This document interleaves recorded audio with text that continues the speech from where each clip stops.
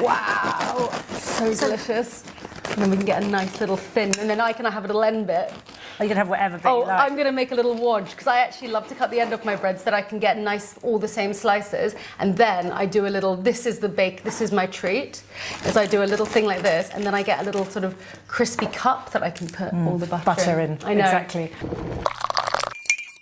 Sort of pairing you made with tea in Britain was actually not sourdough. Well, sourdough was considered kind of old-fashioned. Yeah, well, I suppose it is old-fashioned. It's like, I think about 20, thousand years, million. I was going to say, it is the oldest food. And then people who were like, when tea first came to Britain, it was really expensive. It was all coming from China, and it was heavily taxed, and it was like super, super precious, more than saffron, more than champagne. Really? Like the lady of the house kept... More than nutmeg, because I heard nutmeg, that was also one of the fanciest ones as well. But the lady of the house kept the tea chest, the key to the tea chest, on her belt, whereas like the butler would have the wine cellar, because it was way more valuable and it was hard to get and precious. And so you kind of shared it with your most nearest and dearest, and it showed that you were sort of super fancy. I feel like you should have a tea chest belt. It would just really, I would love if, where's Henrietta's special tea belt? I want everyone to have access to good tea. Yeah, of course. But so the first things they... I feel like this is the correct amount of butter on bread. It should be like cheese, I think. Absolutely. So you've got, but they thought white bread was super fancy when they worked out how to like clean the flour, but like make it into white flour. That was rare and fancy. So white bread and butter was like a really fancy thing to have with tea. And so this kind of tea, this is a black tea, but like a beautiful, elegant, hand-rolled black tea. Oh my gosh, that's got so many levels of flavour, because I'm so used to black tea. You grow up, the first tea that most people get exposed to is, PG tips, bills, or whatever's in schools or in offices, cheap, cheap, cheap. And so you have an idea of what black tea tastes like, and it's so generic because it's poorly grown, and I'm going to learn about this from you. And then you sort of realise, I suppose it is that equivalent supermarket bread and sourdough, and you think, oh no, this is what it should be, and we need to all move away from that expectation of what that is, and then you get this, it's so enveloping. It's delicious! And it's got sort of caramels, and it's so smooth and silky. The tannins are a tiny part of it. Oh, I wouldn't even dream of putting milk in this either, because you've got the butter from the bread. Exactly. So the butter and the bread was a really nice bit, because they didn't want to overpower the tea. So something really simple. So things like cakes come later when tea becomes more affordable. Because first of all, you just want the tea to shine. So a little bit of bread, quite neutral bread, like white bread, and then butter will just allow you to enjoy the tea even more. Oh my gosh. This is sort of, I taste bread and butter. Let me swallow. And I think, why do I bother developing anything else? This is so delicious as it is. I love cake. My whole job is developing cake and adding flavours and baking with fruits. But it is hard to beat. And you think, chefs, we spend all these years developing these complicated recipes. But it's so hard to beat. Crackly crust, really good butter, and then the tea to just... Yeah, simple things are still good. I think those complicated things are wonderful, and simple things are wonderful. I often spend months developing a blend where I'm putting all these tiny nuances together, and the harvests keep changing, and I have to keep reblending. And yet something as simple as just a single estate, beautiful tea like this. Yes. Actually, this is quite a modern tea. It comes from Waikato in New Zealand.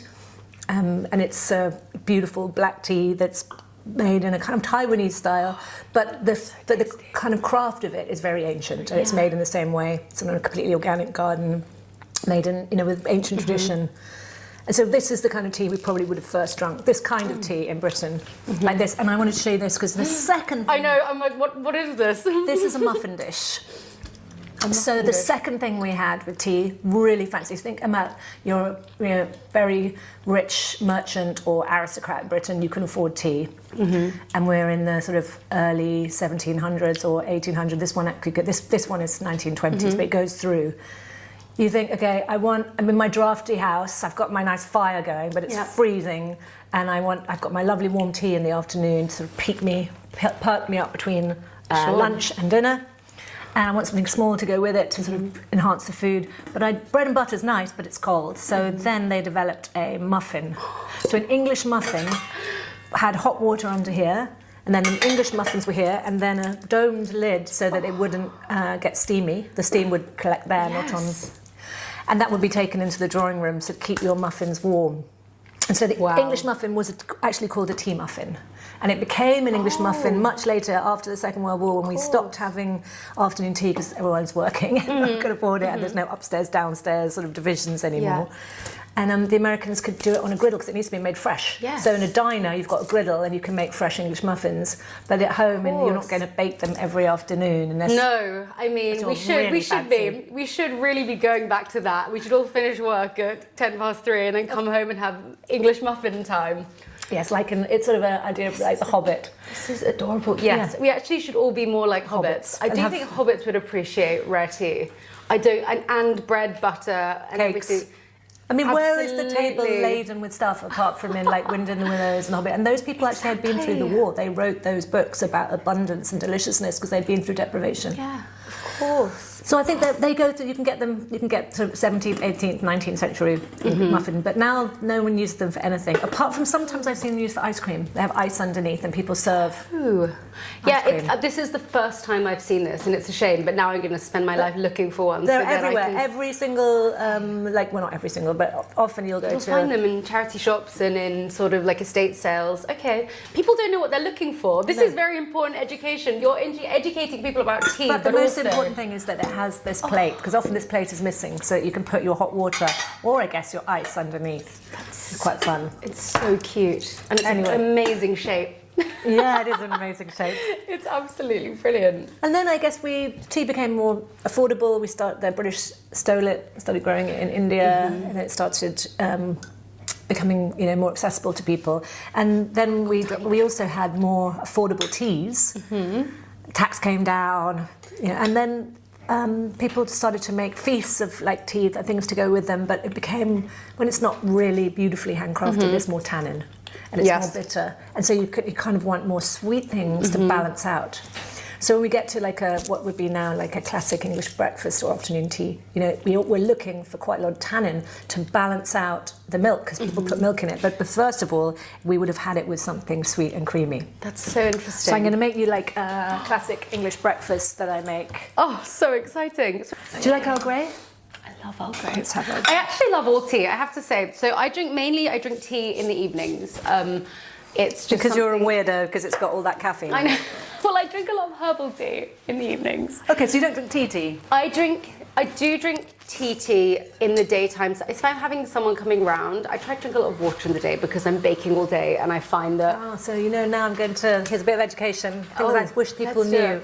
That tea is not a diuretic. So coffee is a diuretic and can confuse your pituitary, and you might, you become dehydrated if you drink too much, or you can do.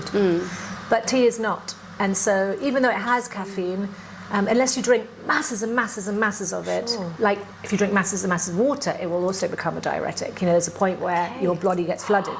But you can drink tea in place of water.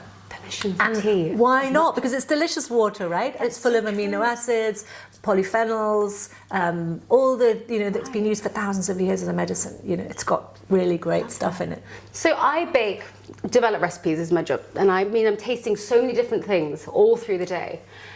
What tea do you think could be one that could not necessarily, it might not be a perfect match with everything, but I'm often going from sweet to savoury to buttery to creamy to fruity.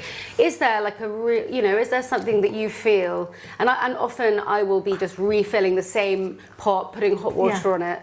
Something that's such a really difficult question. A friend to all. Because I do like lots of work pairing for restaurants. I know, this is the opposite of what you do. So is there? You have to, can you examine it before you a new one? Of course. So in a way, no, because you compare really carefully everything dish to dish. Yes. Like even in an afternoon tea, I would say a completely different sandwich of tea would go with sandwiches, scones, cakes, and that's a really fun thing. Or in a restaurant, like, fancy 3 Michelin star restaurant, we could pair to a specific dish. But there is one tea that plays very nicely across the spectrum, and that is an oolong. So that's a great it's between idea. a green tea and a black tea, and you can make it quite low oxidation. There's green ones like Tai Guanyin, and then you can get very dark roasty oolongs like Da Hong Pao. And so, but they play nicely with, like, they're good with cheese.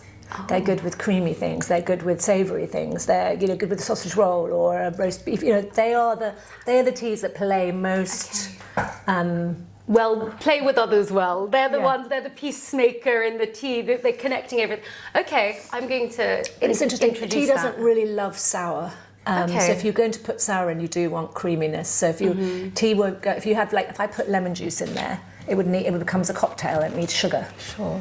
And so it's better to have something sweet or creamy if you're adding a lot of acid. So if you're using a lot of very acid fruit. Okay, good to know. But other than that, I mean, you probably are anyway. And a cake's not. A cake always has. That's true. Often the cake is quite well balanced, but then So it's a nice idea to have then something that can play well. I'm very excited. So this one is sort of lemony, white chocolate and lemony. It's got a little bit of yuzu in the top from Claridge's Bakery. This is so beautiful. Oh no, look how pretty that looks. This is the best Monday I think I've ever had. Morning I've ever had. I've come here. I've had crispy bread butter, 2 delicious cups of tea so far. More on the way, I would imagine. This is great. You see, I don't know if you saw, but I made it really quickly. So I did a very quick extraction, so we don't get too much tannin, but quite a lot of flavour. And if you leave that for a little bit longer, sort of 90 seconds, it will be the perfect balance to go with milk. But because we're going to drink it with this, I thought, let's try it quite light, and then I'll make it stronger the second infusion. It's so impressive watching the way that you just know instinctively. You're such an expert to see the way that you go, quick infusion, this temperature, go, and it's Well, the 3 things I'd love see people to know about tea, making tea, is that it's like making a cake. Okay. You've got ingredients, the balance of ingredients. So when you're making a cake, you need to have... Incredible, right? Let's see how it goes. Oh, yeah. Good. It really brings out the citrus, doesn't it? You got the bergamot oil. This is real bergamot oil, This obviously. is so delicious. And I'm going to have a bite of the yuzu and then I'll swallow down too. Okay, so the recipe, you've got you've got a balance of fat to flour. You follow a recipe, how many grams of one thing to another, and you're very specific to make a good cake. Or with tea, you want to get the right balance of water to leaf. That's it. It's not a complicated recipe, but if you don't control that, then it's awful. If you go to a cafe and there's like a big teapot, or at home, and you put 1 tea bag in, it's going to be it's not going to be right, and it's going to take a really long time for the water to get any colour or flavour in it. By then the tea will be cold. Yeah. So getting the right amount, even with you're using tea bags, but if you're using loose leaf tea, you can really control it so much more. You're not beholden to the tea bag maker. You put in exactly as much as you like. But the trick is, if you want stronger tea, use more leaf rather than longer time. The time will just give you more tannin. So after the first 90 seconds, probably for most teas, the best flavours will have dissolved. And that's that comes from working with chemists. It's not to say that there aren't other flavours to come out of the tea, and you could make several more infusions of it, but the balance of good flavours, of amino acids with flavour, will come out in the first 90 seconds. So that's really interesting, because when we're doing baking and infusions, because that's often how I've interacted with, other than enjoying tea, when I've worked in patisseries and when I'm doing my own development, we use tea to infuse into cream and dairy, and we'll often do that cold, to then longer periods of cold infusion, which I know no one is doing a lot of. I mean, you probably do cold infusion as well, but but that's so different. So if we're talking about hot water. If you're using hot water, that's the infusion time, about 90 seconds, and then you can infuse it several times. Like this tea will be beautiful again for another infusion. But the second, so there's leaf to water ratio, infusion time, and temperature. Yes. So if you have very high temperature, you're going to dissolve all the tannins, all the bitter flavours, and make your mouth go. And if you drop that down, they don't dissolve as much. So the amino acids with the sweet caramelly flavours dissolve at lower temperatures, which is why something like a beautiful Sencha green tea will be great at 70 degrees. And you're right, cold extraction doesn't dissolve almost any of the tannins. So an overnight infusion in the fridge will make this beautiful iced tea, which will be super sweet and doesn't need any sweetening. So it depends what you're looking for, what you want to extract. This is what I like to say to people, is you have to sort of learn these things. And then people say, well, how do I get that flavour? And I said, well, what flavour do you want? Because it really depends. If you're looking for like a deep, bitter, kind of strong flavour, then do it hot, do it for long, really extract it. And then cook it like a chai and cream. Yeah. And also the colour doesn't come through as much. You can just, infuse a black tea in cold cream, and you get this amazing sort of top flavour, but barely coloured, and then you can serve someone a bowl of whipped cream and they don't have no idea that it's going to have any flavour. It's one of the things is the fat molecules can slow down the extraction, so you have to do it really. So it's if you could do it into like you could do a high concentrate into water, cold extraction, add that into a very thick cream.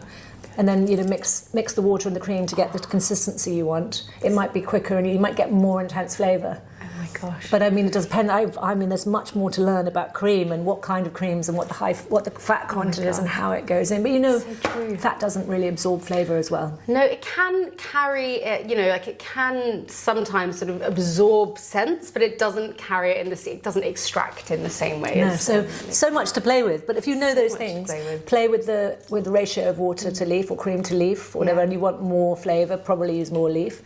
You've got the temperature to play with. You'll dissolve different amino acids, different flavours at different temperatures, going from cold up to boiling, and then all of those in between. And then your infusion time, if you're using boiling water, it's much more, it used to be much more accurate, but if you're using cold water, it's like hours rather than seconds. That's true. It gives people a bit more, if you're worried about that extraction, just don't boil it, just go take your time, taste it, and also tasting is so important as you go. I mean, you obviously are such an expert, instinctively, but it's okay for someone to sort of check how well their tea is infused, and if they want to leave it a little bit longer, right? I guess there's no rules, so we put on the website, like, this is what we think, but there's not, that's just a beginning, a jumping off point, and maybe you're going to over extract it. It's going to be disgusting. You're like, oh no, I made a mistake. I actually like it less, but you don't know that without learning. And sometimes, we might say do it like this, and you do it, and you make a mistake and do it completely differently. And actually, that's the way you like it. So we all have different taste buds, after all. And mistakes often is where we learn things the best. Totally. So I grew up drinking a lot of jasmine tea. So my dad's Chinese, grew up in a half Chinese, British Chinese household. So we had tea with a lot of our meals. And the way that he extracted the tea, I don't think he would be very impressed. But what kind of tea was it? We had black sort of jasmine tea, and it came in a tin that had no English letters on it. So I've got no idea. And it's the oldest tin I've ever seen. And it never seems, I don't know when he refills it, but it's been the same one. Unclear. I've never asked, and also if I asked, I feel like he wouldn't know. He'd go, well, it's just always there. And what he does is he does something. He makes like a strong infusion, and then adds water as soon as the kids come downstairs, because we were slow coming downstairs for dinner. And he is very passionate about it. Has to be hot, hot, hot. Like almost when he pours it, it will burn you. So he wants it to be. So he'd always make an infusion and then top it up. But that's another. So he's making a concentrate that you then dilute, and it's also a very affordable way of doing things, because you're getting a lot of flavour into the concentration and then diluting it. So you don't. And those leaves will be completely exhausted, which is really good. They were for sure. I remember cleaning that teapot, and those poor leaves were. They've given everything. Yes. Exactly. So that's really interesting, and that's beautiful ways of making tea that give different flavour profiles. And often in China they just leave the leaf in, but they use a tiny amount of leaf, and they leave it in, and it sort of infuses while they're drinking, and it changes as they're drinking. But we've got very used to making a stronger style of tea, because we like to put milk in it in Britain. But there's so many ways.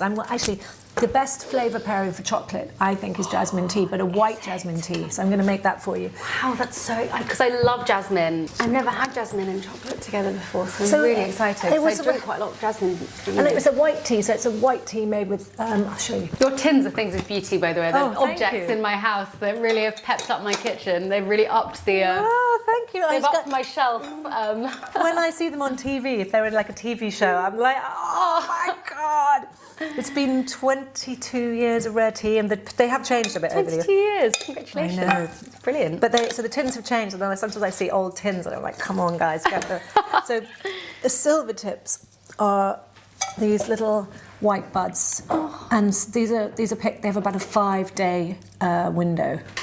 It's got little downy hairs on it. Adorable. They honestly have a 5-day picking window at the very beginning of spring in Fujian. Wow. Around the fooding area of Fujian, that area of China, that is sort of that was Hong Kong in the south, Taiwan the islands, and it's here, totally lost it there for a second. These little buds, this plant hibernates in the winter and all polyphenols and amino acids go down to the roots. And in the spring, it produces its first new bud. So that's a leaf bud that will open. So sweet. But because it's not photosynthesizing yet, it's holding all the sugars and all the stuff that's been stored, all the good, beautiful amino acids stored over the winter. And you pick it before it opens. So it's mature leaves, but before they open to new leaf buds. And you get this amazing kind of caramelly sweetness. Not really caramelly, no. It's more like a sugary, clean sugar snap sweetness. And then we scent it over 6 nights with fresh jasmine flowers. So it goes to the jasmine field and it's laid out on a bamboo frame with jasmine flowers that are picked only in the afternoon because they're night scenting. And the flowers are still in bud form and they open at night and they scent the flowers, and in the morning they remove the flowers and they repeat the process every night for 6 nights. So this is quite different from a black tea that's been like sometimes using oils or flavours or jasmine flowers. All the jasmine flowers are removed. There's no jasmine in here. It's just scented the downy hairs. Oh my gosh, that's an incredible. Have you never had this one? Never had this one. Oh my god, you have to give this to your dad. We have to send him home with some. He's gonna. Absolutely. There are many kinds of white wine. There's so many kinds of white wine, and there's so many kinds of jasmine tea. And this one he might find quite strange because he'd be like, "Wow, that's so light." But he's going to love the jasmine aromas, and maybe this won't be his one, but maybe it will. Maybe it'll be like the champagne for him, and he'll have it every Sunday morning. You know, I feel like there's so much to learn about tea, and I feel sometimes people are scared to sort of ask, because in case it's I know, like, my husband's getting more into tea, and I feel like there's a fear sometimes that he'll ask like a silly question, like, is jasmine this, or can it be that, or what does it mean, and what's black tea, what's green tea, and actually, tea community seems very friendly and lovely. Well, it can be. It can be a bit intimidating because. Yeah, thank you. Sorry, can you bung that over there? Sorry. Sometimes you think, is that a silly question to ask? And actually, I think there are people who are a bit snobby about tea, and if you don't know the exact varietal of the oolong and like what month it was picked, I'm actually going. I guess it's the same with wine snobs. I think that's okay. Sometimes wine people aren't very fun to talk to. I mean, when you find a wine person who just loves that you enjoy wine in any form, and same with chocolate as well. Yes. Or baking. Yes, definitely baking as well. I mean, I don't know how to bake, and I feel like I ask really stupid questions, but that's how I'm going to learn, right? Totally. Oh, I love all questions. I think it's brilliant. So, and the fact that tea comes from one plant, and that it's processed different ways, like all wine comes from grape, all tea comes from Camellia sinensis, so white teas and green tea and oolong teas and black teas, and then those are Camellia sinensis, that's tea, and then there are herbs like lemongrass and rooibos, and they're not tea, but they're infusions that we call them tea in the English language because we put them in hot water. Yeah, that makes sense. That's from there, then the world is open to you. Then you start looking like, so I love oolong teas, I've tried them, where do they come from, who's the farmer, and you get excited about it like you would wine, and you find out the stories, and then it comes alive to you as a beautiful, crafted product, like wine. I would love people to understand tea like wine, because then they'll be connected to a grower, and the grower might thrive like a vineyard instead of being exploited. Well, I would absolutely love that, because people do really, and they, you go into a wine shop and they'll tell you all about the specific farmer, and he's this, mad man, and he found this grape, and he came across this, and you hear that in wine stories a lot. And I know you're doing the effort to tell the stories of the tea growers. But so I think that's the bit we need. Compelling, yeah. Yeah. So please try that. I hope it's right. I should have tasted it before. Well, that's so relaxing. It's also so nostalgic. Anything jasmine to me, I just feel like a little kid at dim sum waiting for the crispy turnip cakes to arrive. Oh, lovely. I think what's so strange is that it's so light. So when I first started pairing, I took this very light jasmine tea, and I thought, milk chocolate, something kind of not too challenging when I was doing a chocolate pairing. And then I realised that actually dark chocolate sits differently on the palate, and these are darker, richer chocolates are better. This is a very rich cake. Okay, I can't wait. Right, I'll do it in a few however you want. I'll do it in a few mouthfuls. But it's very a truffly, chocolate truffle. This is stunning. This is all just gorgeous. Okay. Very caramelly. Okay, mouthful of tea. I need to try it all together. So the first thing, you just get a bit of jasmine from the aroma, and then swallow, and then go back So that's like cleaned your mouth, and but you still get some jasmine, but you don't get much tea. And then if you go back and you've got little bits of chocolate stuck in your teeth. And all over my face. No, not.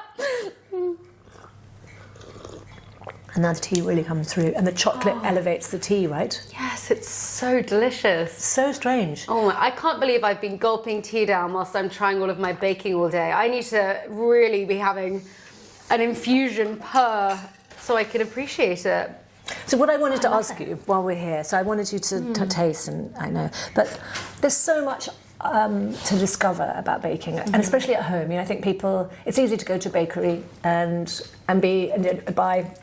buy baked goods, but we all love to make things at home, and also that kind of nurturing of people by baking them something. Totally. But it can be incredibly complex, or feel like it's very complex. And your book, SIFT, is so brilliant because it's a really easy way in, but also tells you all the reasons why you do everything. The sort of not in a scienciness, but not like in a geeky sort of way, more in an explanatory way, so that oh, that's why I do this. That makes sense. And it's also sort of, SIFT was designed that you can go as deep as you want, or you can just jump in and make a recipe. And it's sort of also laid out that you can make a recipe, and then whilst it's baking, you could flip back and say, okay, what exactly happened when I browned that butter, or when I was whipping, the egg whites for that long. So hopefully it's sort of a companion where you can, enjoy it in a way that suits you and how much time you've got. And as you start learning, as you go back, and the best books are ones you go back to over and over again, and you think, oh, I didn't get that before now.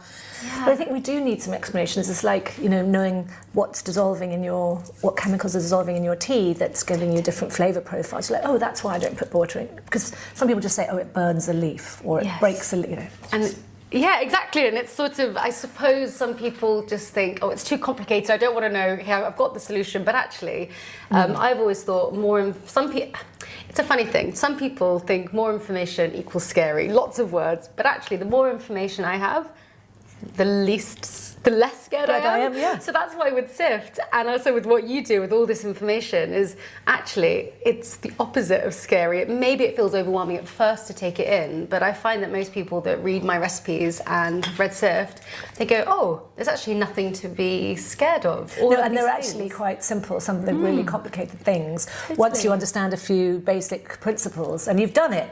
And that's the thing, you have to do it.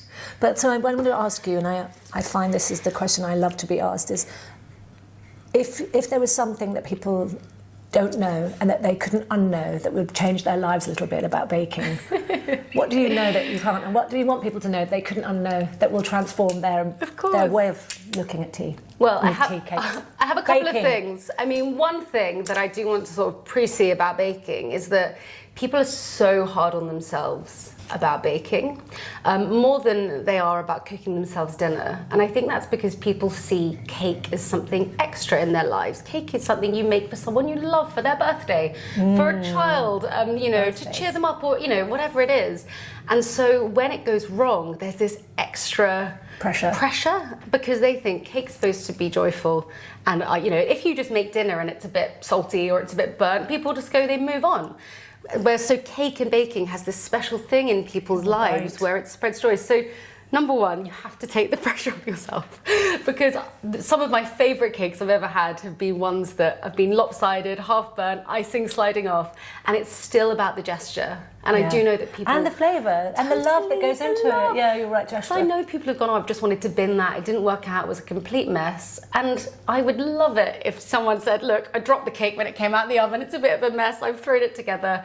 And it's about joy. So I do think that there's something that people need to know, is that cake is joyful. It doesn't have to look perfect. And I know in the world of social media, and I know there are amazing bakeries, and these are stunning. I totally understand.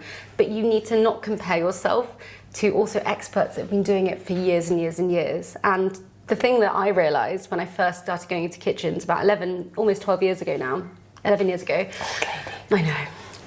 I know. I've been in, I've been night shifts, done it all. I realised that the real difference between me, a professional, and someone doing it at home is repetition. And that's it. It's just hours doing something. It's that idea that you're not going to be good at something the first time you do it, and you just have to repeat and repeat and repeat. Yeah. I can now shape croissants with my eyes closed. I can shape sourdough bread with my eyes closed. But the first time I was faced with a sticky sourdough, oh my goodness. Such a mess. And it took me weeks of doing it over and over and over again. And we were shaping, I think, like 2,000 loaves of bread a day, which meant I was getting my hands into it. So you just have to remember and give yourself so much grace and let yourself repeat, let yourself fail. And also, if you really want to, key into something, keep practicing the same thing again and again. Make your thing the lemon drizzle loaf. Just do that again. If you make something once every 5 years, the chances are you'll follow the recipe, but you might not be delighted with the results. But if you're saying, okay, that's my thing. When I go to parties, I bring a citrus drizzle cake. I'm gonna, candy citrus for this one. I'm gonna, leave the zests to infuse in the sugar for this one. And you really adjust it, then you'll have so much confidence. That's got a name in cocktail making, hasn't it? Has it? Yeah, you do that for cocktail making. It's called, oh my God, I've got to remember. Tell me, because I feel like I talk about it, and if I'm missing a word, I'd love to know. No, when you're trying to, you put the lemon zest you put citrus zest into the sugar, and it extracts into the sugar. All of the oils go into the sugar. Yeah, and the sugar goes sacramenolium, oleum sacrum, sacramenolium, something like that. Yeah, and it's a really important part of making a sherbet for cocktails, old-fashioned cocktails especially. I do love that. It's all those little so you can tips. use it in your drinks too. Good to know. Fantastic. I've learned so much today. But I think generally, with baking is people need to be so much less hard on themselves and,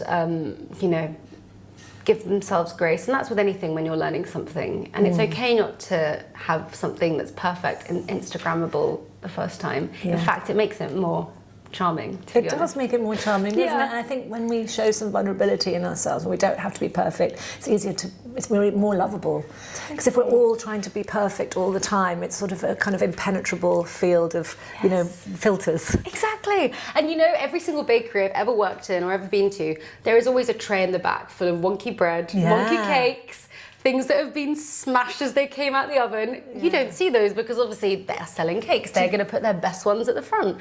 There's always... They celebrate them at Green Rhino in Mexico City. They have a Madonna who looks after the bakery, and beside her they put one kind of wonky or burnt or something that goes wrong, because they're like, that's just as important as the to celebrate as the ones that are perfect on the shelf. Yeah. Totally. Well, I love that. That's brilliant. I'm going to start, and I do showcase my wonky bakes. When I write my newsletter, it's all about recipe development. So I like to show where you've gone wrong. Yeah, so I say, this was not so good, this was gummy, this was chewy. I think I tried to do this as an all-in-one method and it didn't work. And I don't hide that away. I show it because, something we don't do, that's why. So sometimes I'll think, okay, let's... When we've got a really beautiful tea and we do 1 extraction, 2 extractions, I might actually extract this one again. Hot water. Yes, please. So you can get many, as you keep putting fresh water on the leaf, if you haven't over-extracted it, it keeps getting more and more delicious. But then sometimes it's just a little bit, it's just about exhausted, like your dad's tea. There's not much left of flavour in it. And I'm like, maybe if we add a little something or other to that, I can get that last flavour and then a new flavour. And sometimes it works, but mostly it doesn't. And it's just like, I've got to go, okay, it's done. Let go of that tea, start fresh. And I never talk about that, like where I go really wrong, or where my blends are so off. I'll be making a blend for someone and I'll go, I know exactly what's going in there, and I'll put something in and it completely overbalances, because they're never, I guess the same with the recipe, it's never the combination of ingredients, it's the chemistry between those ingredients. Oh, totally. And sometimes you can get, I made this amaretto and orange chocolate thing, and I made it once with a particular type of orange, and it was almost like a mentholy mint flavour that was coming. It was the way that they interacted. Yeah, and it was actually quite delicious, but it was not what I expected at all. And then I rebalanced it, and it was, I actually I lowered the orange and I upped the amaretto, because actually orange and almond together, but it was so intriguing, and it was. Did you manage to replicate it? Yes. Oh, so you've made a discovery. It's now sort of rebalanced, but also I also don't know what oranges everyone has, because people all around the world make their recipes, which is so cool. But it also means that we all have access to different fruits, and that's why so much of what I do is telling people to smell the fruit. Is it very zesty? I picked up some lemons probably in the summer when they were, had been in cold storage for 8 months. Could not get any scent out of them. So it's so important for people to smell and taste and adapt to the ingredients. Exactly. Give your, once you've brought them home, give your citrus a little scratch, have a sniff. How strong are they? How juicy is it? If you're using juice, some of them have got none. Oh, it's the worst when you have to open about 6 lemons just to get a puny sort of little amount, and then suddenly it's the right time of year and you've got the right lemon and it's just bursting with juice, or you're in the right country. Yeah. I know. I also like tea is water, so the different waters, in different parts of the world, it's less of a really important thing. Mm-hmm. If you have to, it's a nuance, but it will have effects, and you do it all to your recipes. When I went to Japan once to do some tea for Noma, and they were doing a tea. And it's very high altitude in Tokyo, and the water they were using was this very purified water used for sake. And I had to change the recipe quite considerably. Wow.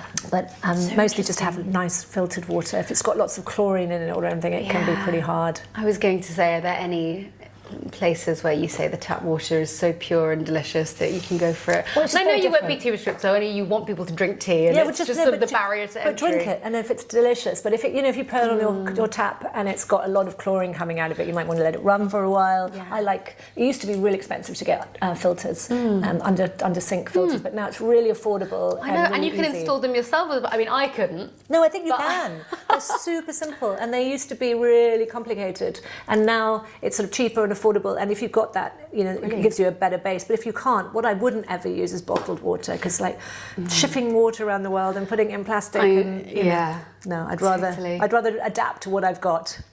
I'd love to hear that. Okay, good. I do find it strange, actually. I've noticed a lot. We used restaurants in London were having filters in their restaurants, where then water was free, or you paid £1 or something, £5, whatever. And now I'm seeing a lot of bottled waters back on the table. I don't know if it's a COVID thing or a revenue thing, but drinking French water in London is kind of weird. It actually is so strange now you say that. We have good water here. That's so true. I had not thought of that.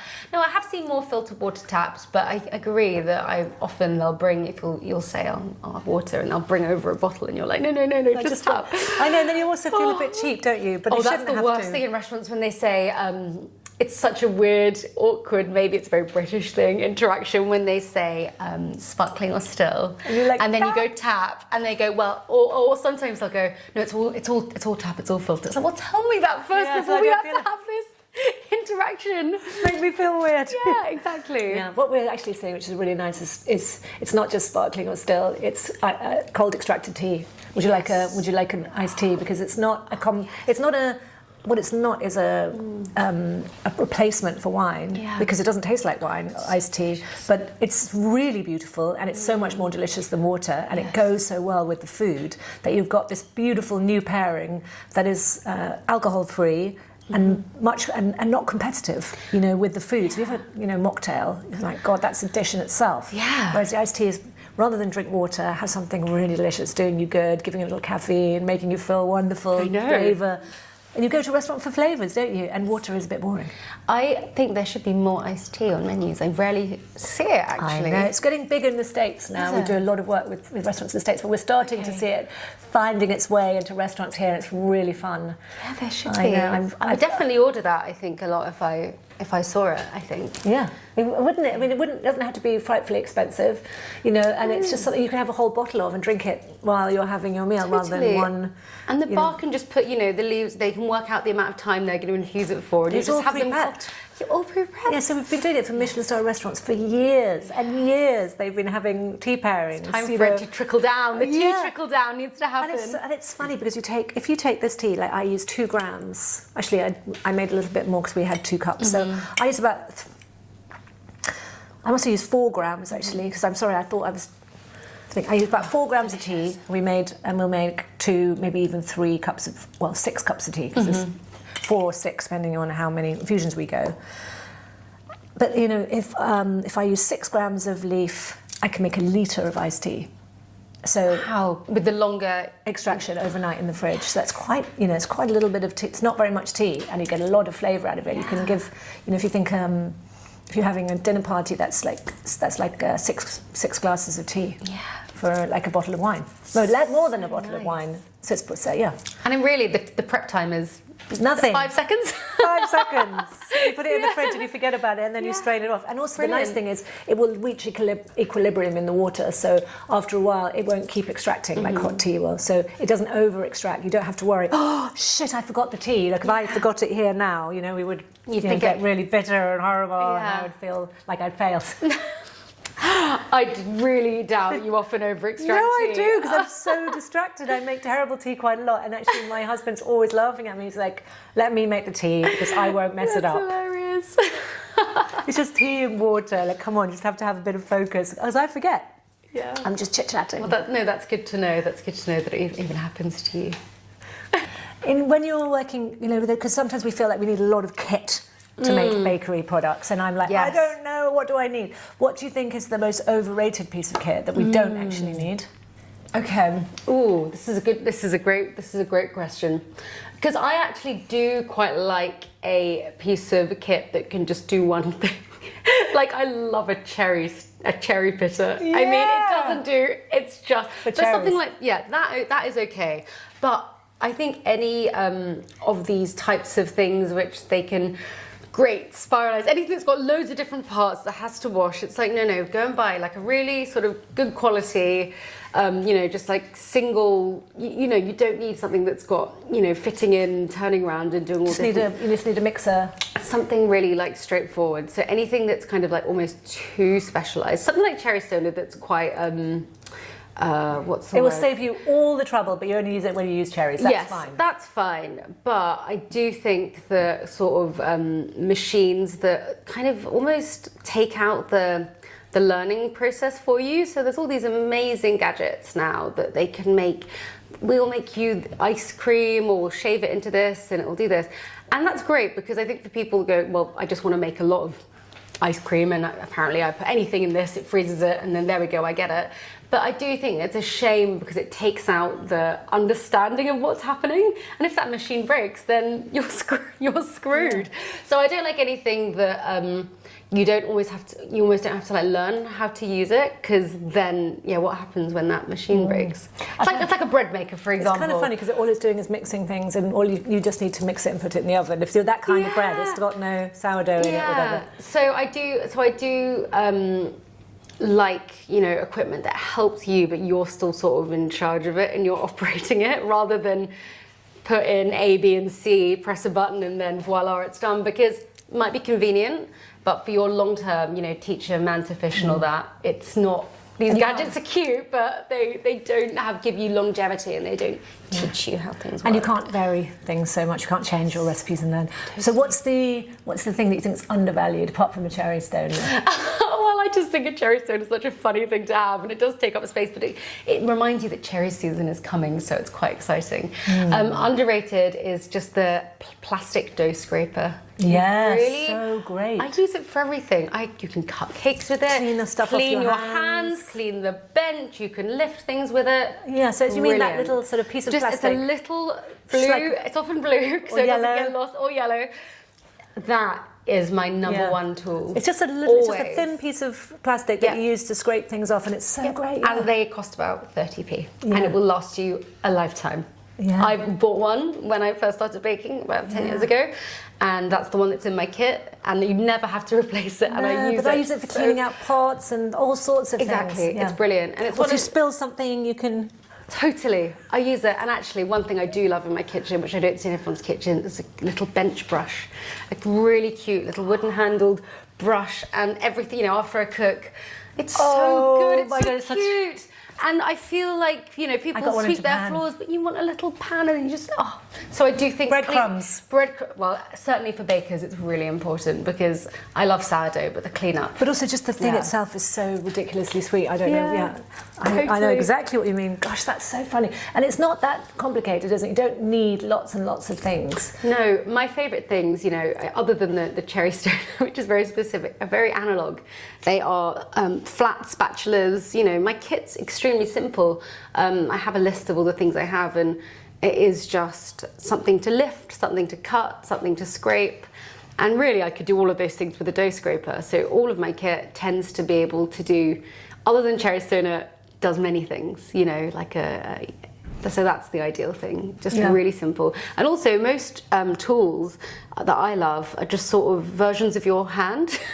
So you just sort of in different shapes. So that is actually, you know, even, you know, pulling, you know, poached fruit out with a strainer. Ideally, I'd love to, if it wasn't hot, I would love to put my hands in. So I like to have anything that I feel is an extension of my body, if that makes sense. What's the thing that you look forward to most in terms of seasonality through the year? What's the one? I remember having the nutcrackers in our kitchen drawer. We only ever used them at Christmas when we bought fresh nuts. You know, but I remember looking forward to it all year round. What's the thing in your drawer that makes you? Is it?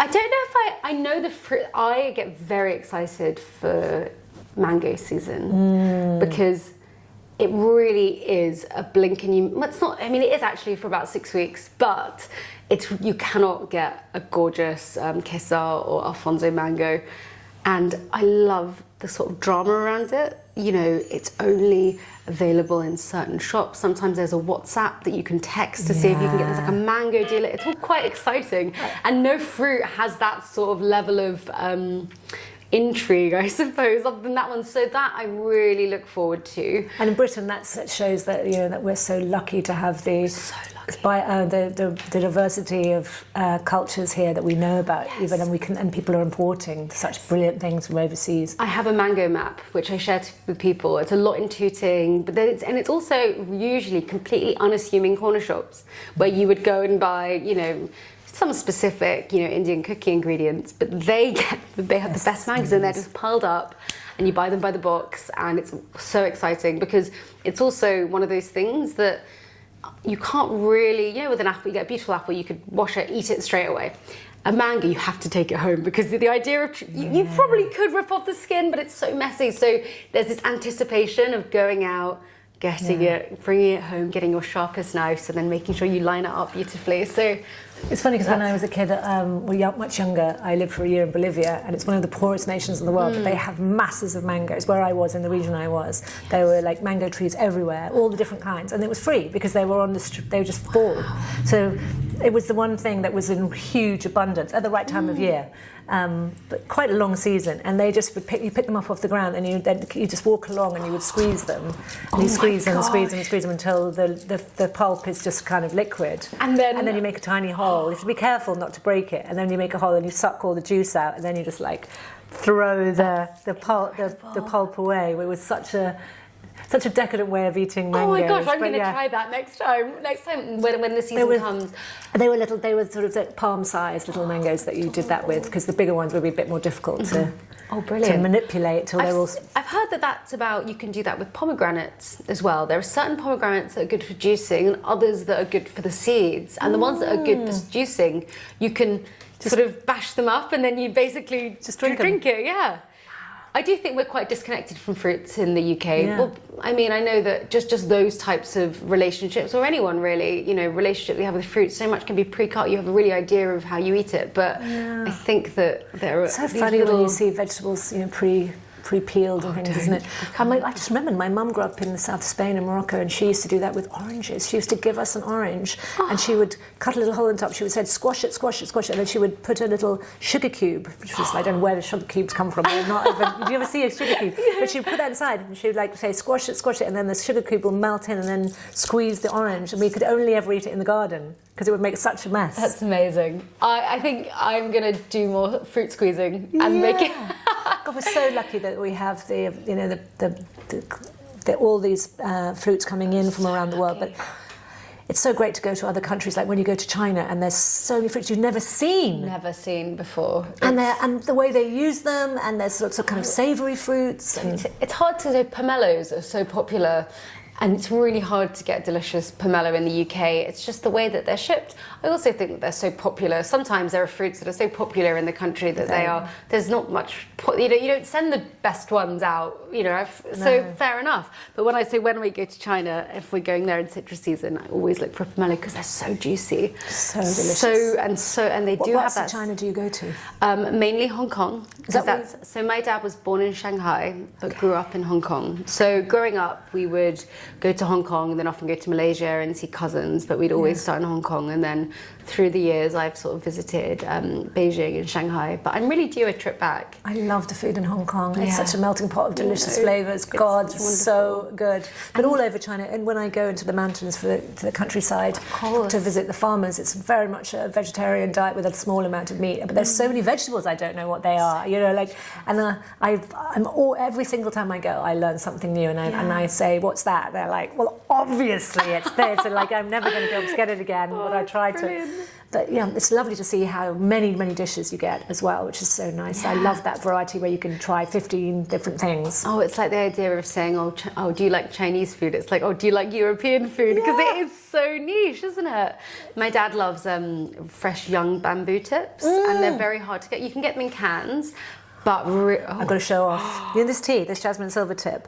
When Noma did Noma Kyoto, the first spring season, they made a dashi with jasmine silver tip, and they cooked the young bamboo tips in the jasmine silver tip dashi. It was insane. That sounds like my dream bite in the world. Maybe you've got to make that using this tea for your dad. In fact, Noma uses double the amount of tea in the kitchen than they do in the front of house. And you think about how much tea they use in the front of house, you think of all the pairing and the welcome drink and the end. It's such a using part of not just the sweet, but the savoury part of food. It's been used for such a long time, but kind of forgotten as an ingredient. Yeah, and actually anywhere you use water, you could use tea. Is the lesson. Well, that's it. And what's the lesson that people take away about home baking? I'm just going to rephrase what you said. It's like don't be gracious with yourself. Allow yourself to make mistakes. Know that you have to practice something to be good at it. Mm-hmm. And these are lessons for life. Yeah. These are not about baking. This is about being a good human, isn't it? Like, be more gentle and gracious with yourself, because we're going to make mistakes. And at the end of the day, it's just cake. It's going to be, it's just cake. It's okay. But it's cake. It's good. It's supposed to make you happy. Yeah. Gosh, let's not take ourselves too seriously. Good point. Thank you so much. Thank you so much. This is heaven.